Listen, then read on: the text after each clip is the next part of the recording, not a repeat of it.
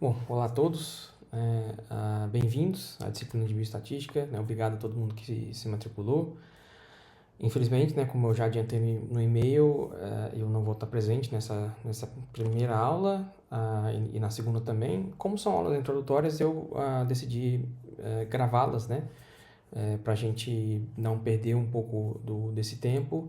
E aí na terceira aula a gente já volta a se encontrar presencialmente. Então, essa primeira aula é uma aula introdutória, a gente vai discutir um pouquinho, né, os conceitos bem iniciais de bioestatística. Então, é uma aula relativamente tranquila, vou explicar também como é que funciona a disciplina e como é que funciona a avaliação, como vai funcionar a avaliação. Tá bom? Para quem não me conhece, eu sou o professor Diogo, né, lá do setor de ecologia. Então, o que a gente vai fazer, basicamente, é a primeira coisa, né? Enfim, desconsidere essa questão dos 5 primeiros dias aqui, porque eu acabei, como a ementa era muito parecida com a disciplina em termos de conteúdo, pelo menos, né? Da disciplina do bacharelado, eu acabei adaptando algumas coisas, né? Para caber, na verdade, nas 34 horas. A disciplina é o dobro, né, do tempo, né? Do bacharelado. Então, só desconsiderem isso aqui. Então, a gente vai começar, na verdade, com algumas definições, conceitos, que é a parte dessa aula, né? A aula que vem a gente vai abordar como a gente visualiza esses dados, tanto em dados estatísticos de forma geral, né, em forma de tabelas e gráficos, né? E aí já na terceira aula, que a gente vai estar presente, a gente vai começar a falar sobre medidas de tendência central, variabilidade, né, média, variância, etc. Né? A gente vai ter uma aula sobre desenho amostral e experimental. A gente vai entender como funciona ou como deveria funcionar o fluxo de trabalho de uma análise estatística para um biólogo, né? Começando com a pergunta, a geração de hipótese e aí depois só pensando na análise, né? E aí a gente vai passar por algumas coisas, talvez de praxe, para a gente entender depois a questão de distribuições, né? Que é entender primeiro a probabilidade, né? Então a gente vai ter uma aula sobre isso, talvez seja uma aula mais complicadinha para entender, né? Vou me esforçar ao máximo, né? E aí, então a gente vai sim falar sobre as distribuições de probabilidade que vão ser importantes para a gente entender como funciona a lógica do teste de hipótese, né? E aí, por consequência, como funciona os testes estatísticos de fato, né? Então, vocês vão ver que uma aula ela vai construindo a partir da anterior, então é muito importante que a gente vá resolvendo as dúvidas ao longo da disciplina, né? Todo dia, toda semana, né? Todo encontro, a gente realmente tire um tempinho para a gente conversar sobre dúvidas, tanto em termos de conceitual, vai ter um pouquinho de cálculo, claro, né, para vocês entenderem como funciona isso, né? Apesar da maioria das coisas a gente fazer hoje em dia com o computador, mas eu queria que vocês entendessem a lógica primeiro da coisa, antes de se preocupar tanto com fórmula. Isso é uma coisa que realmente eu não vou pedir. Se eventualmente eu pedir numa prova, por exemplo, eu vou dar as fórmulas para vocês, porque não faz sentido ficar decorando a fórmula. Eu só quero que vocês entendam e apliquem a ideia, né? O conceito mesmo, né? E aí a parte prática, a gente vai aí sim realizar uma série de listas de exercícios, né, que vão valer como parte da nota. Eu já vou falar sobre isso, né? Isso vai ser realizado em parte em sala, em parte fora da sala, né, com vocês na biblioteca ou em algum outro lugar, né, que vai ocupar essa segunda hora de encontro que a gente vai ter, né? A gente vai ter uma hora inicial de aula expositiva, né, conceitual, teórica, e aí vai ter a parte prática que vai envolver essas listas de exercícios e resolução de problemas, na verdade, né? Já vou falar mais um pouquinho como que a gente vai usar essa parte prática para uma das avaliações.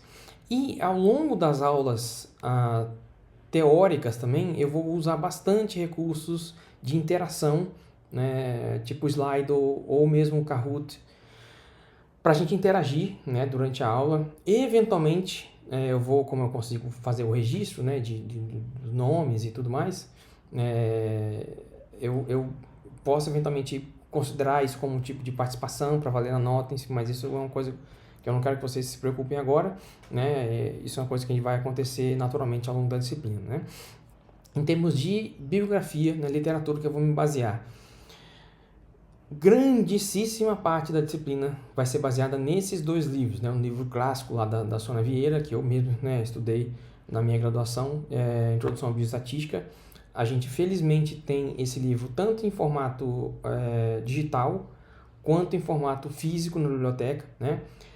Nesse último e-mail que eu mandei, na verdade, eu fiz um post lá na seção de avisos no Moodle, e acho que imagina todo mundo recebeu isso como um e-mail. Eu já coloquei, né, todos os links os recursos online, mas também o registro para vocês encontrarem mais facilmente na biblioteca ou pedirem, né, reservarem o livro no formato físico.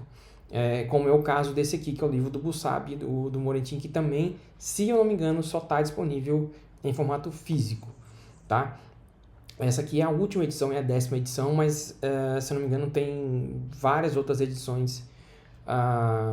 Não, na verdade, esse livro também está disponível em formato digital, tá? Eu confirmo que está disponível também em formato digital. Mas a gente tem não só essa edição, mas as edições antigas, até na verdade a 8ª e a 9ª em formato físico, né?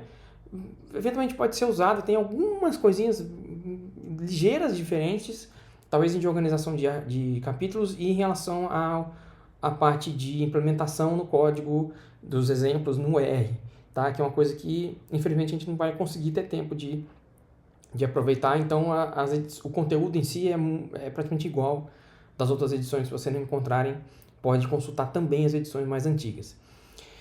Esse é um outro livro complementar, né, da Sônia Vieira, também, que é Fundamentos de Estatística. Tem o conteúdo, em grande parte, sobrepõe, né, com esse da Introdução de Bioestatística, mas tem algumas coisas que a gente vai acabar usando, né, como exemplo, principalmente. Esse livro também tem na biblioteca, só que só em formato digital, se eu não me engano, tá? E, por fim, esse é o livro que a gente escreveu há 2 anos atrás, né, eu e alguns colegas. Análises ecológicas não é interpretado o nome, né? Ele fala de estatística de forma geral, né? Claro que os exemplos vão ser mais ligados à área de ecologia, que é a nossa área, mas ele pode ser usado também para a parte prática. A gente vai usar um pouquinho dele também. Isso é um livro que está disponível de forma aberta, né? Online, para ser consultado, tá? Enfim, por fim, essa parte mais, digamos assim, de explicações. Como vai funcionar a avaliação? Esses detalhes estão todos lá no Syscad, mas como que eu, explicando melhor, né, em termos de datas e tudo mais, as datas estão lá também, mas como que vai funcionar a parte da avaliação? Eu vou ter três tipos de avaliação, digamos assim, né? A gente vai ter uma prova teórica escrita, né? Mais ou menos ali no metade um pouquinho, na verdade, antes da metade da disciplina, que vai cobrir justamente essa primeira grande parte, que vai ter bastante conceito e tudo mais, né? Não vai chegar a cobrir tanto os testes em si, mas vai pegar essa primeira parte aí. Junto com isso, em cada aula, e eu já vou mostrar para vocês como fica isso lá no Moodle, né, no AVA, a gente vai ter listas de exercícios referentes a cada aula, tá? Essas listas de exercícios não vão ser muito grandes, elas vão ter alguns poucos exercícios, às vezes um apenas, né, ou 2, coisas realmente que dá para fazer, né, dentro do tempo da carga horária da disciplina. Isso é uma coisa que eu que eu me preocupo bastante, porque se a gente vai ter encontros em sala, mas também vai ter exercícios ou algum tipo de atividade para serem feitos fora de sala de aula, não quero que vocês gastem, obviamente, mais tempo do que o total de 2 horas semanais que a gente tem previsto para essa disciplina, tudo bem? Né? No total, a gente vai ter 17 encontros, né? Seriam 17 semanas letivas, se não me engano é isso. Né? E aí o que vai acontecer? A terceira parte ou a terceira avaliação, na verdade, vai ser um trabalho prático, tá? E aí, para esse trabalho prático, a gente vai ter vai gastar, na verdade, a gente vai usar parte dos nossos encontros mais para o fim da disciplina, né? Para terminar ele, né? Enfim, podem também começar a fazer, não sugiro que vocês comecem a fazer tão tarde assim, mas eventualmente se atrasar, a gente vai conseguir abarcar isso tudo, né? Nessas aulas que eu previ lá mais para o fim da disciplina. E esse trabalho prático ele vai consistir vai ser um trabalho em grupo, né? Quantos grupos? A gente tem matriculado 58 alunos, tá? Estudantes. Então eu gostaria de mais ou menos 10 grupos, né? Não muito grandes, então por isso que eu estou colocando de 5 a 6 estudantes. A gente não vai ter, enfim, isso vai depender também do quanto de estudantes que efetivamente vão participar da disciplina, né? Mas eu gostaria de ter grupos não muito grandes e por isso eu estou sugerindo simplesmente 10 grupos, pensando lá nos 58 alunos matriculados, tá tudo bem? Então, já de cara eu gostaria que esses grupos pelo menos fossem definidos, né? Então eu gostaria que vocês me enviassem, eu não vou, enfim, eventualmente eu poderia fazer isso, né? Sorteando ali aleatoriamente os nomes, mas eu gostaria de que vocês mesmos definissem isso e até o fim do mês me enviassem esses nomes que formariam esses grupos. Por quê? Porque eu gostaria que vocês, dentro do grupo, já fossem discutindo, à medida que a gente vai caminhando na disciplina, qual seria uma pergunta que vocês vão abordar, pensar numa hipótese, porque isso vai ser parte do trabalho. Na verdade, isso é o trabalho, né? Eu quero que vocês elaborem uma pergunta, gerem uma hipótese que seria respondida, né? Testada, na verdade, né? E aí coletassem esses dados de alguma maneira, tá?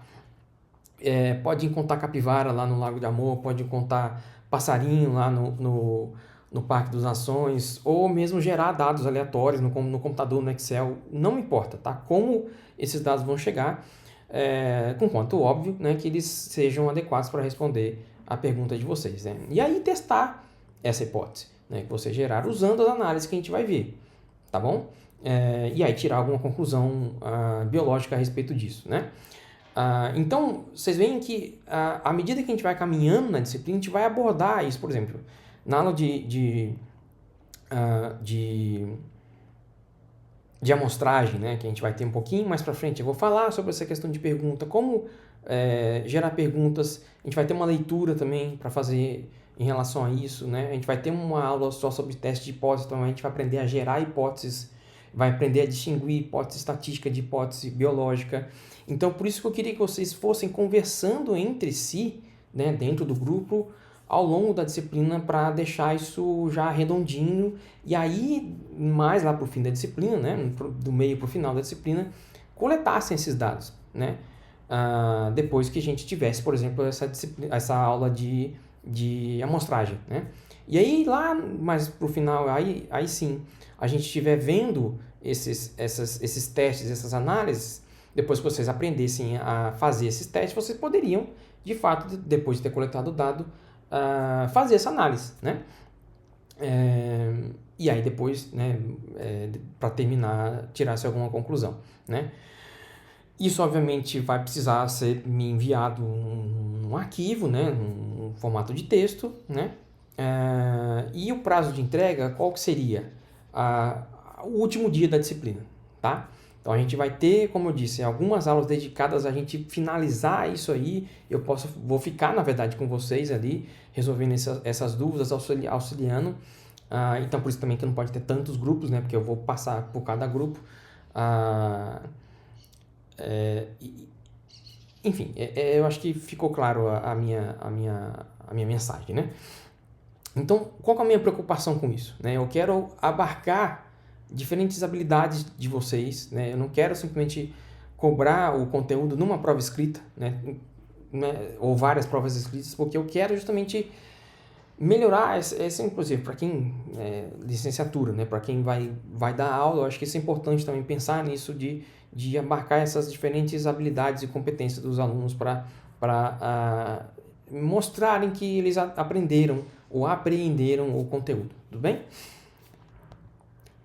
Então tá, agora sim vamos começar a parte da disciplina em si, né? Então, qual que é a primeira definição de estatística? E aí eu estou especificando porque eu vou usar essa mesma palavra estatística em diferentes contextos, Mas aqui o que eu estou me referindo é a estatística enquanto área da ciência, tudo bem? Então, a estatística a gente pode definir de maneira bem geral como um conjunto de métodos ou técnicas que auxiliam na tomada de decisão na presença de incerteza, né? Eu tô deixando essa palavrinha incerteza em negrito porque ela é quase como se fosse um sinônimo de estatística. Então, eu quero deixar bastante sublinhada essa palavra porque ela vai se repetindo, a gente vai incorporar essa ideia de incerteza ao longo da disciplina inteira, né? E ela é muito importante, né? A gente entender fontes de incerteza, inclusive, né? Para poder tomar a nossa decisão. Como que surgiu a estatística, né? Um pouquinho de história, bem pouquinho mesmo, né? Então, lá por volta do século XVII, na verdade, final do século XVII, né? Finalzinho do século XVII, início do XVIII, ela surgiu enquanto ciência que a gente reconheceria hoje como estatística, né? Então, qual era o contexto histórico em que isso se deu? Então, a gente tem lá o avanço da primeira revolução industrial e a gente já tem, né, os estados nacionais modernos bastante consolidados, né? Então, com o final lá da época do mercantilismo e começo do firmamento do capitalismo, nessa primeira fase, pelo menos, do capitalismo industrial, a gente tem essa necessidade, né, e consequentemente, né, a produção de alimento aumentando e com isso sustentando, cada estado nacional sustentando uma população cada vez maior, né, surgiu a necessidade de registro, né, de dados, principalmente nesse início, né, relacionados à demografia, né, pessoas, contando o número de pessoas, registrando onde elas moravam, sexo, número de filhos, etc., né, e vários outros aspectos. Então se começou a fazer esses censos dessa população. Então quem primeiro, por exemplo, compilou esses dados de número de mortes, por exemplo, para cada ano, né, e o número de regiões que isso acontecia, se era homem, se era mulher, etc., foi esse senhor, né, o John Grant, que era um inglês, né, em 1662 ele publicou esse livro chamado Bills of Mortality. Não é um livro, na verdade, é um documento, né, chamado Bills of Mortality, em que ele registrava isso, né. E isso foi um grande marco, um dos primeiros grandes marcos da estatística. E aí, num segundo momento, já essas mesmas técnicas começaram a ser aplicadas na área de economia, para entender, por exemplo, que aí começou realmente, né, com esse excedente industrial, começou a se aumentar o número de trocas comerciais, né? Então, se começou de novo a aplicar essas técnicas já no contexto contexto econômico, né? Para entender a questão de taxa de produção, para onde esses excedentes, esses produtos industriais iriam. E todas essas questões, se vocês concordarem comigo, na verdade, né, tanto demografia, economia, comércio, etc., são questões de Estado.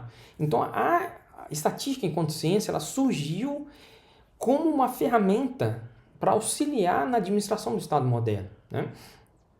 Com o objetivo, né, de ajudar o governante a fazer tomadas de decisão, aonde alocar recursos financeiros, aonde fazer investimentos, etc., né? Em saúde ou qualquer outra coisa, né? Então, esse nome estatística enquanto ciência, de novo, né, ele vem, ou a etimologia da palavra vem dessa ideia de statisticum collegium, né? Que é uma expressão latina que quer dizer simplesmente conselho de Estado, né? Então, em italiano a gente também tem essa questão de estadista, né?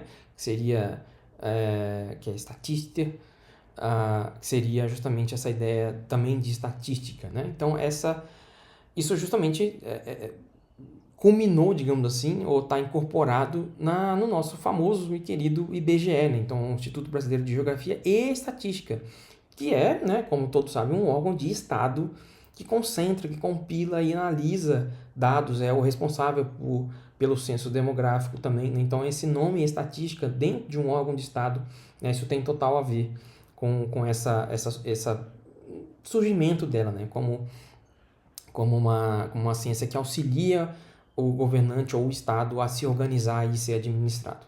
Tudo bem? E aí logo, né, a gente óbvio que a gente vai falar isso bastante, essa questão de probabilidade, né? A gente vai ter aulas e aulas sobre isso, né? Mas a estatística enquanto ciência, ela surgiu, ou ela só foi possível de ser desenvolvida, na verdade, porque o Blaise Pascal e o Fermat tinham já começado a trabalhar na teoria da probabilidade, né? Que por sua vez, né? Isso é mais uma curiosidade, surgiu porque eles estavam tentando ver qual que é a probabilidade de você ter acertos e erros em jogos de azar, em carta e cassinos, etc. Né? Em toda essa história, talvez um pouco mais concentrado na parte moderna, que é finalzinho do século XIX e começo, na verdade, virada do século XIX por XX, a história da estatística está muito bem contada de forma bastante bem contada, né, nesse livro chamado Uma Senhora Tamachá, né, do Salzburg. Então, enfim, para quem tem curiosidade e quer saber um pouquinho mais de história da estatística, eu recomendo fortemente esse livro. E aí, então já deu para entender que a matéria bruta da estatística, tanto lá no século XVIII quanto agora, são observações, certo? São dados, né? Então, isso pode ser tanto uma observação de um dado, né, na natureza, uma observação que você faz de registra algum tipo de informação de um objeto, um organismo, também, mais modernamente, né, dados de forma como códigos binários no computador, né? Então, a gente faz essas observações e registra algum aspecto que interessa para a gente, né? Então, isso é o que isso é o que forma a matéria bruta da estatística, tudo bem? Só que, de onde vem, e aí eu vou fazer um pequeno detour aí,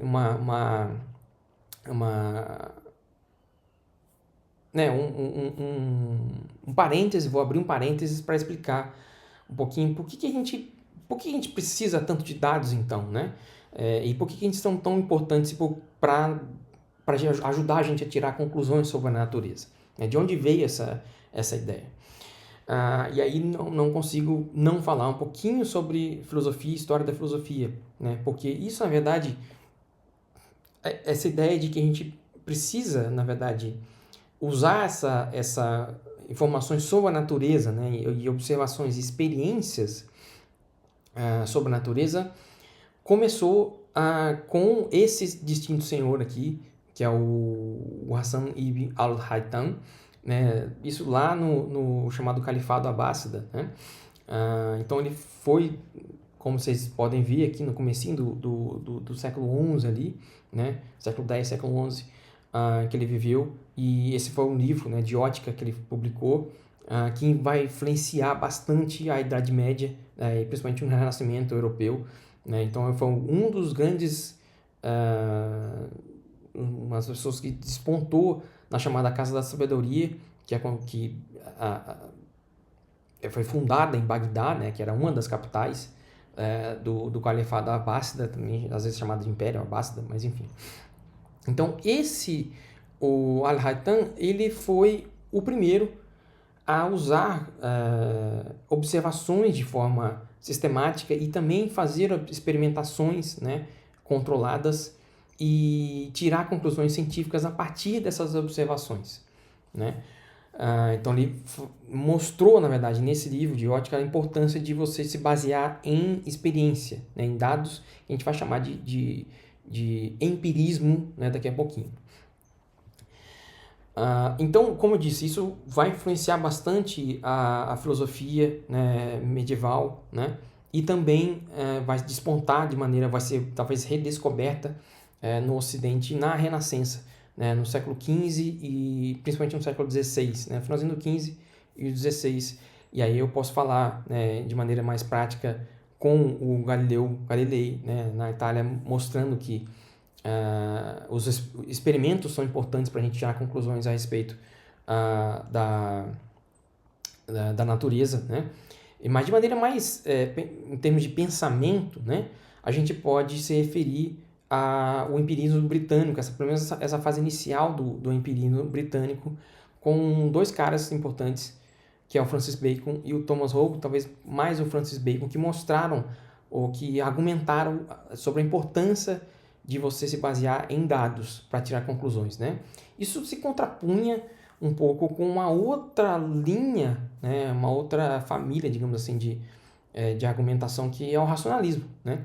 E que pregava que a gente poderia tirar conclusões a respeito da natureza apenas com fazendo deduções, né? Ou seja, apenas com experimentos mentais ou apenas usando a nossa razão, né? Então, por isso a ideia de racionalismo. E, de novo, desses três, né, o René Descartes é de longe o maior expoente, né, dessa época. Então, essas ideias do Francis Bacon, isso estava mostrado aqui, principalmente nessa obra dele, que é chamada de Novo Organum, né, Scientiarum. Esse foi publicado lá no começo do século XVII, né, 1620. E o Hobbes fala um pouquinho sobre essa questão de empirismo, né, lá no Leviatã também. Mas esse novo órgão, primeiro, né, porque chama Novum, olha só, Novum Organum, né, Scientiarum, que é o título do livro. Mas porque ele se chama, porque novo, né, porque existia esse órgão aristotélico, né, que era basicamente os conjuntos que de livros, na verdade, que o Aristóteles chamava de física, né. Então, o Francis Bacon ele vai se opor a essa ideia que estava nesse órgão aristotélico, e ele vai começar a defender o método indutivo como o único para a gente desenvolver a ciência de forma geral, né? Então, ele vai chamar o método indutivo por exemplo, o verdadeiro método para a interpretação da natureza. E por que isso é importante? Porque, como eu estava dizendo, existia essa que acontecia na mesma época, né, esse desenvolvimento do racionalismo lá com Descartes na França, etc. E o Leibniz na Alemanha, o que hoje é a Alemanha, né? Então, esses caras, eles argumentavam, como eu disse, que a gente poderia usar simplesmente a nossa razão para tirar conclusões a respeito da natureza, né? Enquanto que o Francis Bacon, e pelo menos nessa ideia, nessa fase inicial do empirismo britânico, ele se opunha a isso, dizendo que a gente precisava de observações, fazer observações. Então, por exemplo, ele diz que qualquer fato da natureza, ele precisava ser descrito, como eles chamam de 3 tábuas, né? O que seria isso? A presença, a ausência ou fazendo algum tipo de comparação. Então, ele argumentou, né, que o método científico ele teria que ser indutivo, né? Ou seja, ele teria que partir de uma observação e aí a gente tirar uma conclusão, né? E formar uma teoria, né? E tirar uma conclusão, né? Isso é oposto à dedução, que é justamente o que o Descartes argumentava, que fazia justamente o oposto, né? Primeiro se formava uma ideia, criava uma teoria e vê o quanto depois contrastava essa teoria com uma observação, um fato natural, né? Isso, esse debate, digamos assim, fez com que a gente tivesse uma grande, não vou dizer um cisma, mas uma grande divisão nas ciências. Então, enquanto as ciências naturais, né, física, biologia, química, etc., ficaram, digamos assim, eles foram por esse caminho do empirismo, né, esse caminho do método indutivo. A matemática, por exemplo, que é uma ciência totalmente dedutiva, né, não é à toa, por exemplo, que a gente chama, né, o plano cartesiano, né, justamente pelo nome do Descartes, foi justamente pelo caminho do racionalismo e da dedução, né, do método dedutivo. Só para terminar essa parte, né? Então, o Hobbes, seguindo essa mesma ideia lá do Francis Bacon, fala que o conhecimento científico, né, que ele estava se referindo, ele está fora de nós. Então, ele só acontece, na verdade, fora de nós, e a gente só consegue perceber esses acontecimentos pelos nossos órgãos, né? Visão, audição, etc., né? Então, a gente precisa desses órgãos do sentido, mas ele não acontece dentro de nós, né? Ele é uma coisa que acontece no exterior, na realidade objetiva, né? Concreta, né? E a gente percebe isso com as nossas órgãos que, por sua vez, né? são limitados, né? E uma outra coisa também que é limitada é a nossa linguagem para descrever esses fenômenos, né? Então ele vai rejeitar justamente essa ideia de racionalismo como um processo que ocorre simplesmente usando a nossa razão e vai dizer que é um processo que ocorre, o conhecimento é um processo que ocorre necessariamente fora de nós, no mundo, né? E a gente precisa de alguma maneira coletar informações, registrar essas informações, né? E para que a gente precisa dessas informações, né? Isso é uma coisa, inclusive, que estava muito imbuído lá do Francis Bacon, que era um cara de Estado, né? Um estadista. Então, ele defendia essa questão de indução, do método indutivo, porque ele estava se preocupando em entender a natureza para poder controlá-la, né? Isso era, digamos assim, a mensagem subjetiva que estava dentro dessa ideia do Francis Bacon, né? E como que a gente pode controlar a natureza, né? A gente faz isso por meio de previsões. Então, se a gente conseguir prever um acontecimento, a gente consegue se antecipar a ele, né? Tomar algum tipo de providência e evitar que isso aconteça, por exemplo, né?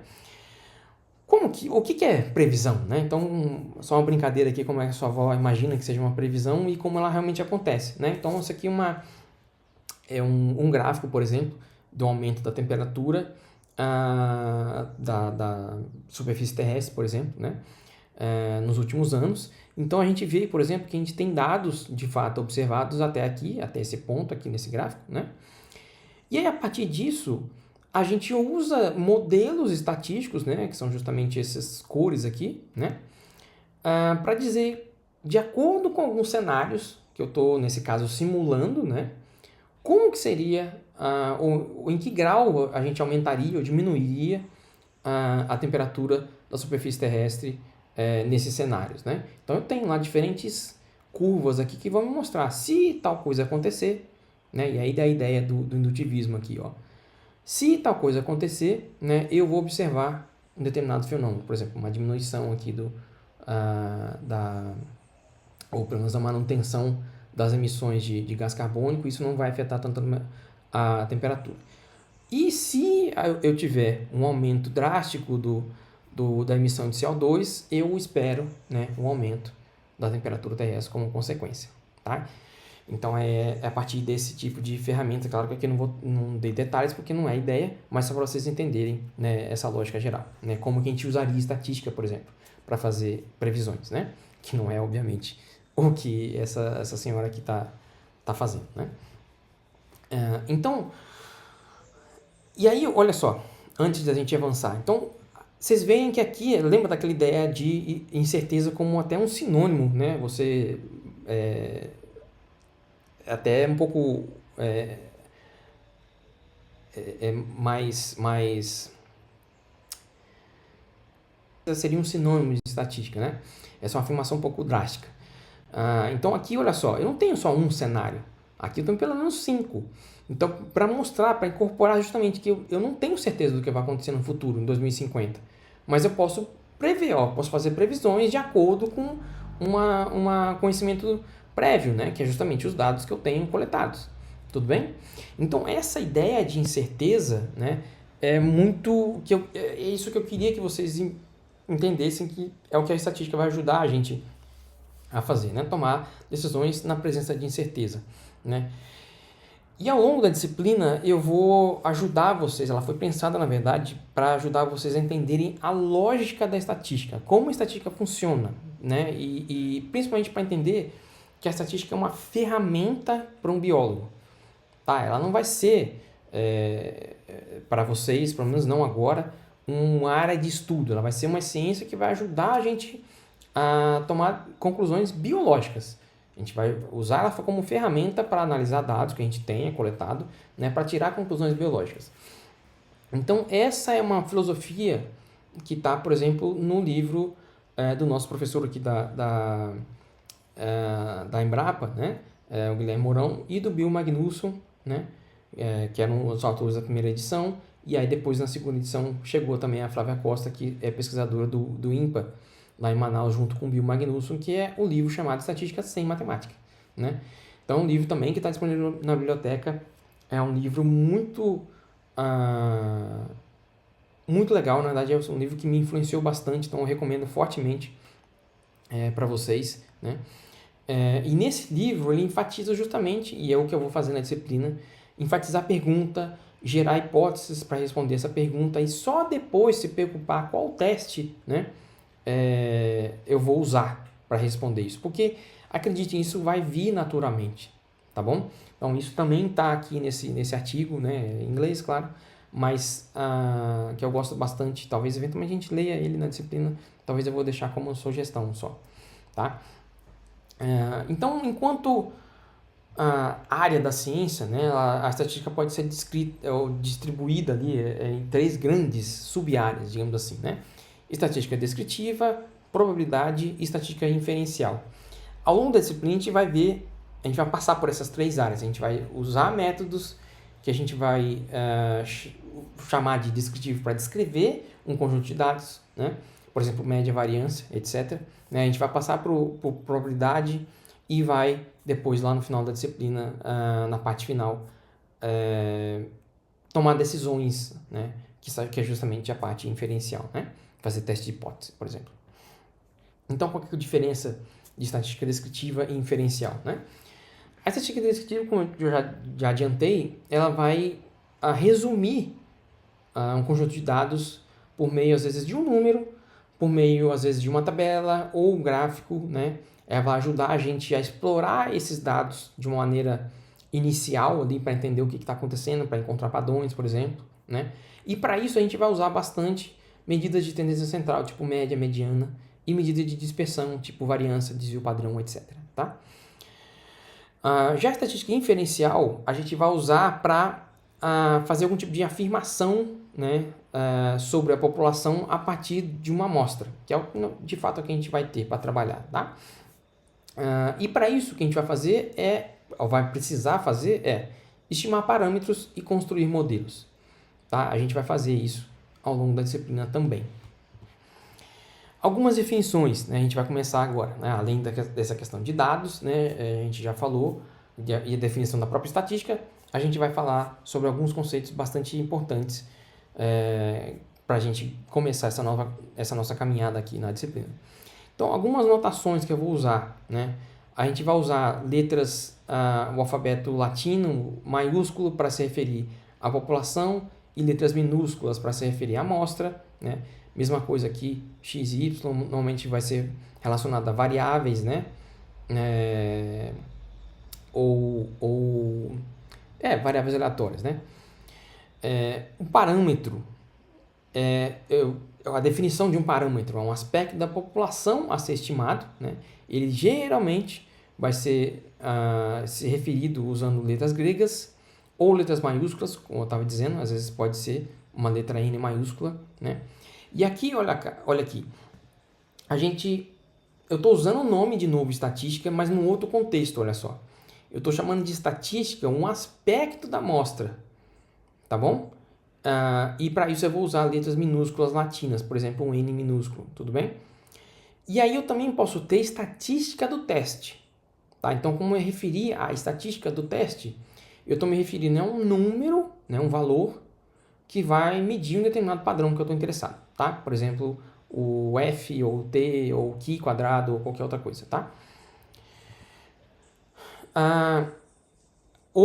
Continuando aqui com essas definições, né? População e amostra. Aqui é importante a gente fazer uma definição clara e uma distinção entre população estatística, no sentido estatístico do termo, e a população no sentido biológico do termo, tá? São coisas totalmente diferentes, não confundam uma coisa com a outra, tá? Então, o que é população, o que é unidade amostral e o que é espaço amostral? População estatística é o conjunto de medidas, ou pode ser definido como, né, um conjunto de medidas sobre as quais a gente quer fazer algum tipo de inferência. Tá? A amostra seria um subconjunto dessa população, né, que a gente de fato vai observar, né, que são passíveis de serem medidas de alguma forma, né, na prática, né, registradas de alguma forma. Cuja característica, ou seja, características dessas medidas, né, a gente vai utilizar para fazer conclusões sobre a população.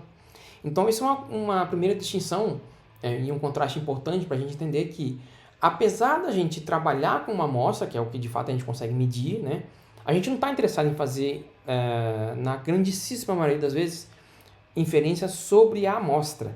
A gente quer fazer inferências sobre a população, tá? E é por isso que a gente precisa de estatística, na verdade, tá? Apesar de não medir a população inteira, a gente fazer inferências sobre a população a partir da amostra, tá? Espaço amostral, então, seria o conjunto de todos os resultados possíveis de um experimento aleatório, tá? A gente vai entender isso melhor, talvez, ao longo dos próximos slides. Mas é justamente o que seria passível de ser amostrado dentro de uma população. Talvez um sinônimo de espaço amostral seria esse, né? Então, como eu disse, a população é uma coisa talvez um pouco mais etérea, né? Uma coisa intocável, por isso essa está sendo representada como uma nuvenzinha, porque é uma coisa que fica distante, né? A gente não sabe normalmente o tamanho, ou na grande maioria das vezes a gente não sabe nem o tamanho da população que a gente está lidando, né? Então, aí, de novo, eu estou me referindo a ela, por exemplo, os parâmetros usando letras gregas, né? E aí, a partir dessa população, eu vou realizar um processo de amostragem, né? Para ter um subconjunto dela, né? E que de fato eu vou medir, né? Eu vou tirar conclusões, inclusive calculando a média, desvio padrão, etc. Só que, como eu disse, né? Estou repetindo aqui, eu não quero fazer inferências, né, sobre a amostra.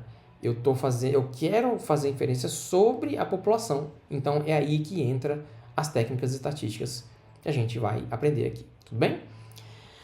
Exemplo disso, né? Então eu estou medindo, por exemplo, tamanho, ou, sei lá, massa corpórea de girafas, né? Então eu tenho massa corpórea de girafas machos e fêmeas. Então eu quero comparar para ver se machos e fêmeas têm massa corpórea diferente. Eu não faço nem ideia de quantos indivíduos machos, nem quantos indivíduos fêmeas de girafas eu tenho no mundo, né? Enfim, seja ela de vida livre ou em zoológicos aqui, né?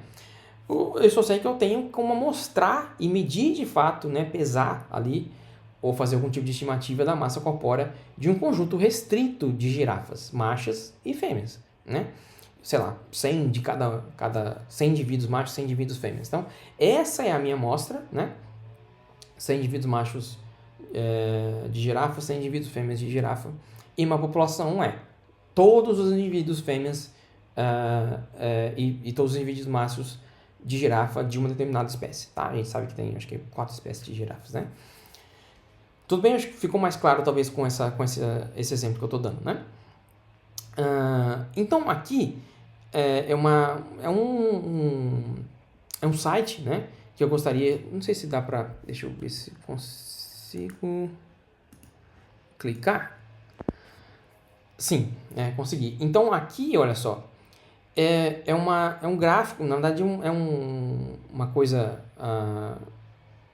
uma brincadeira, enfim, que a gente pode fazer aqui para entender melhor essa ideia, né? Então, como eu disse, essa situação aqui quase nunca vai acontecer, ou seja, eu saber o número total, né, o tamanho da minha população. E mais do que isso, olha só, tem uma população, né, de 100 indivíduos, né, na verdade 1000 indivíduos, né, e eu sei não só o tamanho total dela, né, o tamanho da minha população, mas eu também sei o tamanho de cada grupo ou subgrupo que eu estou interessado, né? Então, eu tenho aqui laranja, azul, né? O laranja são 200 e o azul são 100, né? E aí, o que eu quero fazer? Eu quero fazer algum tipo de amostragem, né? Então, olha só, se eu a gente vai repetir essa ideia, tá? Vai ter uma aula de amostragem e de probabilidade que a gente vai repetir esse exercício, mas só para vocês entenderem como funciona aqui nessa primeira aula o processo de amostragem, tá? E aí as falhas que eles eventualmente pode ter, a gente deixa para esse detalhe a gente deixa mais para frente.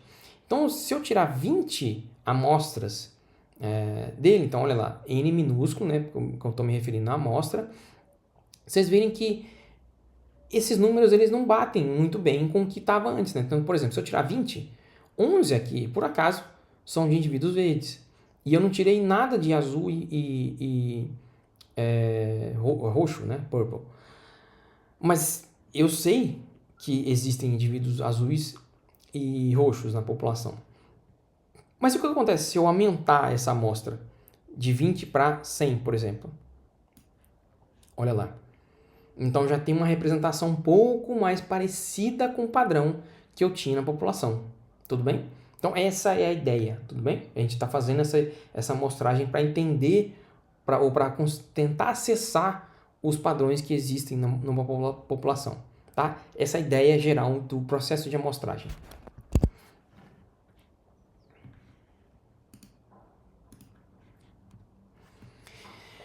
Continuando com os conceitos, né? Uma variável, né? Ela vai ser uma característica ou um atributo que está sendo estudado e que pode assumir diferentes valores, né? Uma variável aleatória, né? Essa é a definição. E as variáveis, elas podem ser basicamente de dois tipos, né? Então isso é uma coisa muito importante para a gente entender, né? Talvez essa seja uma vantagem dessa questão de estar gravada em vídeo, então pausem e às vezes voltem mais vezes até entender de fato isso, né? Obviamente vocês podem me perguntar também a diferença entre variáveis quantitativas ou numéricas e variáveis qualitativas ou categóricas, né? Isso vai influenciar toda a disciplina, então é muito importante que a gente saiba a diferença entre elas, né? E saiba identificar, né? As variáveis quantitativas elas podem ser subdivididas em variáveis discretas e contínuas, né?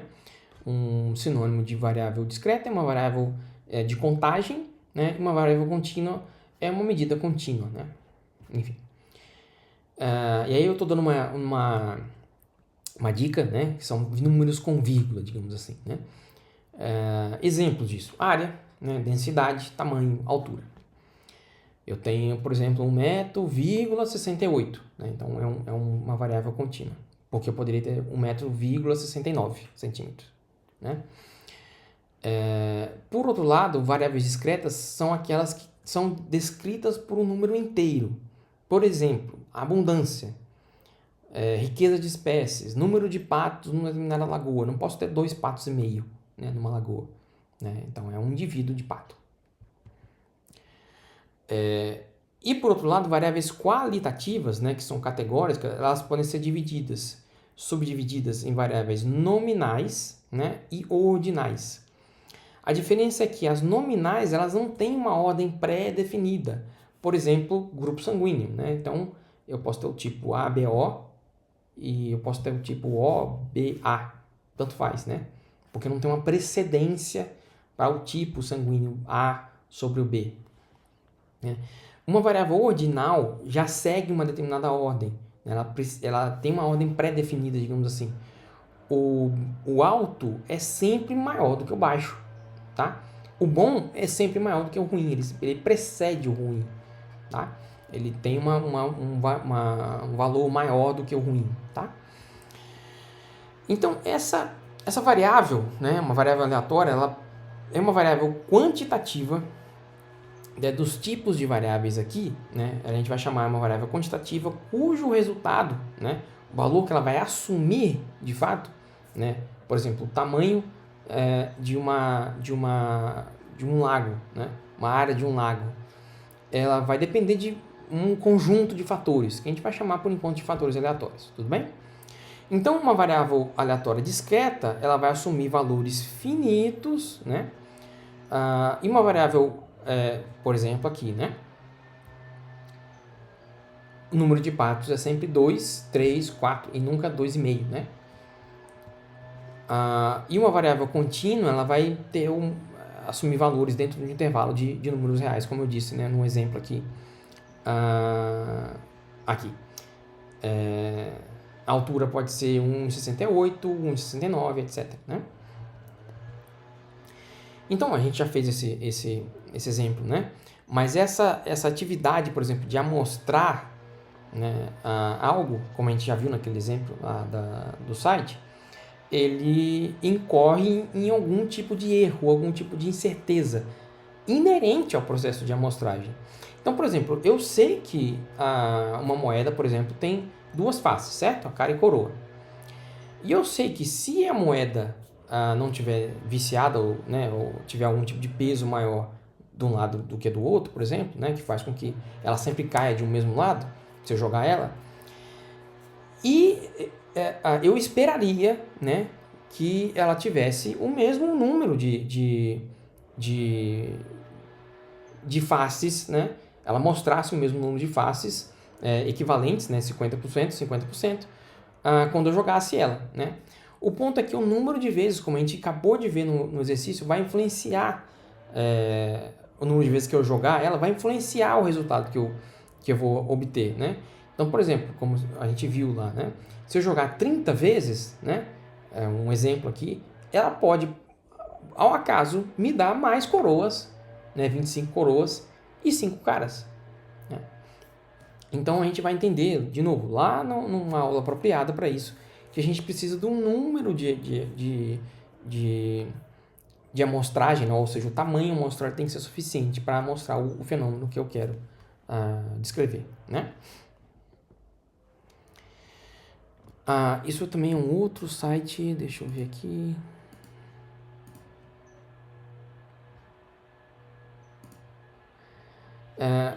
Então, esse é um site muito legal, na verdade, é uma coisa que a gente vai voltar várias vezes, né? Mas a ideia é de você entender esse processo de amostragem, por exemplo, nesse exemplo que eu estou dando de jogar uma moeda para cima, né? A gente pode ter uma coisa muito diferente do que seria o esperado na realidade, né? Que seria a minha população. Então aqui, por exemplo, eu tenho a Arcária e a Coroa e as duas têm 50% de chance de serem amostradas. Só que se eu amostrar uma única vez, por acaso, né, eu tenho só um único tipo de resultado desse experimento que eu estou fazendo. E aí, se eu mostrar isso uma, duas, 100, 1000 vezes, aí eu vou ter uma coisa parecida, né, em termos de probabilidade de cada um do que seria o esperado, né, dado a distribuição da minha população. Tudo bem?